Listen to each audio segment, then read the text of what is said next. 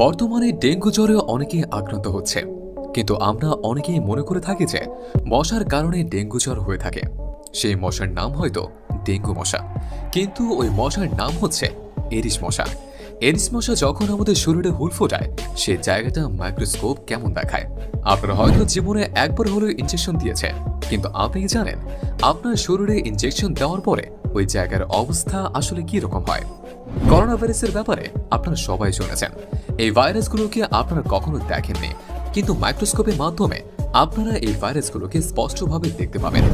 আপনারা হয়তো অনেকে শুনেছেন দইয়ের মধ্যে বিভিন্ন রকমের ব্যাকটেরিয়া থাকে, কিন্তু সেই ব্যাকটেরিয়াগুলোকে কি আপনারা কখনো দেখেছেন? যদি না দেখে থাকেন তাহলে আজকের ভিডিওটি অবশ্যই দেখতে পারেন। তাই জানতে হলে ভিডিওটি শেষ পর্যন্ত দেখুন। ইনজেক্টেড স্কিন ইনজেকশন এই জিনিসটা অনেকেই ভয় পেয়ে থাকে, কিন্তু অনেকে আছেন যারা বিন্দু মাত্র ভয় পান না।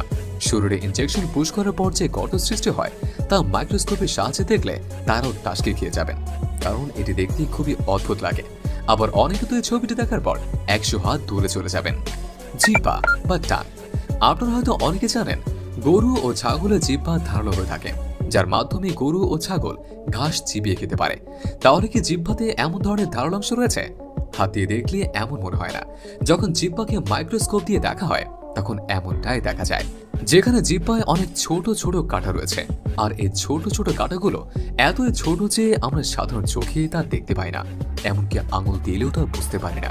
করোনা ভাইরাস ভাইরাসের নাম শুনলে এখনো শরীরটা কেঁপে ওঠে, কারণ এই ভাইরাস কত কোটি মানুষের জীবন নিয়েছে। কিন্তু এই শক্তিশালী ভাইরাস দেখতে কেমন, এই জন্য করোনা ভাইরাসে আক্রান্ত একজন ব্যক্তির মাস্ক নেওয়া হয়েছে। এরপর মাস্কটি মাইক্রোস্কোপের নিচে রাখা হয়, এরপর সর্বোচ্চ জুম করা হয়, আর দেখতে পাচ্ছেন করোনা ভাইরাস দেখতে কি অদ্ভুত। মশার কামড় আমরা কম বেশি সবাই খেয়েছে। মশা যখন আমাদের শরীরে হুল ফুটিয়ে থাকে, সেই স্থানটা আমরা চিহ্নিত করতে পারি না, কারণ সেখানে কোনো ক্ষত দেখতেই পারে না। মশার হুল ফোটানোর স্থানটাকে যখন হাইটেক মাইক্রোস্কোপ দিয়ে জুম করা হয়, তখন আপনারা দেখতে পাচ্ছেন সেটাকে দেখতে ঠিক এমন লাগে। সত্যি অদ্ভুত লাগছে দেখতে।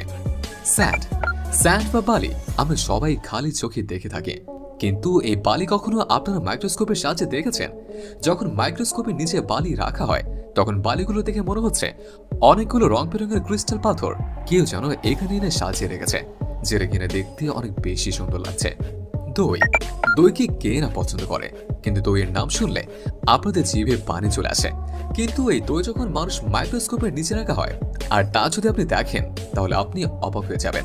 দেখতেই পাচ্ছেন এই দইয়ে কত ব্যাকটেরিয়া দৌড়াদৌড়ি করছে। অনেকের মনে প্রশ্ন জাগতে পারে, কেন মানুষ তাহলে দই এত পছন্দ করে?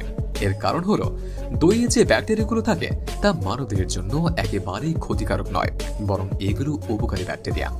মৌমাছি আপনারা তো সবাই জানেন, মৌমাছি যখন শরীরে হুল ফোটায় তার কিছুক্ষণ পর মারা যায়। এই মৌমাছি কেনই বা মারা যায় আপনি কি জানেন?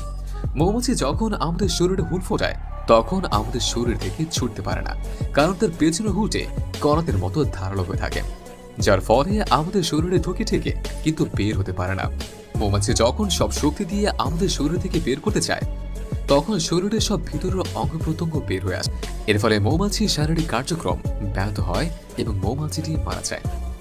বাটারফ্লাই প্রজাপতি প্রত্যেক মানুষের কাছে পছন্দের জিনিস। এই প্রজাপতির পাখনা মসৃণ হয়ে থাকে, কিন্তু যদি আমরা তা মাইক্রোস্কোপ দিয়ে দেখে তাহলে অন্য কিছুই দেখা যায়।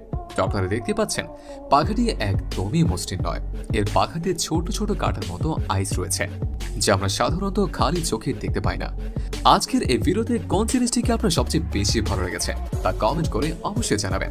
আমাদের চ্যানেলে নতুন হয়ে থাকলে অবশ্যই সাবস্ক্রাইব করবেন। ধন্যবাদ।